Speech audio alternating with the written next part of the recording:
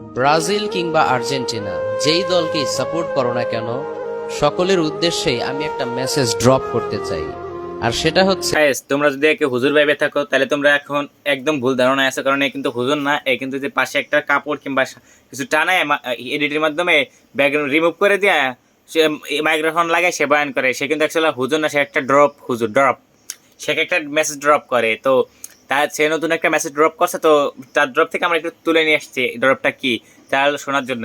আর তুমি ভাই এর ভণ্ড না কি বলবো আমি এটা বুঝতে পারতেছি না, বাট এই যে একটা বোকাচন্দ্র এটা আমরা ভালোভাবে বুঝতেছি, কারণ একবার আজহারের কপি করে, একবার পুষ্পা হুজুরের কপি করে। মানে এর কথা হচ্ছে কি, এই সানি লিওনের ছেলে নোরা ফাতের চেনে, তো এই যদি হুজুর হবে তাহলে এদেরকে কীভাবে চিনবে? হ্যাঁ, তারপরে পুষ্পা টুষ্পা সবই, সব মুভি টুবি শাকিব খান কী করে সবই জানে। এ কিন্তু হুজুর না, রুমের মধ্যে বসে বসে আবলামি করে ভাই। এদের জন্য কিছু কিছু, এদের মতো কিছু হুজুরদের জন্য ভালো আলামদের বদনাম হয় ভাই। এই ডরপ হুজুরের তো এখন থামানো দরকার, এ তো বিশাল বাড়াবাড়ি শুরু করে দিছে। না, এই ডরপ হুজুর বিশাল বাড়াবাড়ি করতেছে, যা মানি নেওয়ার মতো না। এই হুজুর মানে এই ভাই হুজুরে বলি কেন রে, এই যে হুজুর বলে তো অন্যদের অপমান করা হবে, এ হলো একটা পাগল তাসছিড়া। কি কি বলে না বলে নিজেও জানে না, শুধু মেসেজ ড্রপ করে, আন্দাজে ড্রপ করে।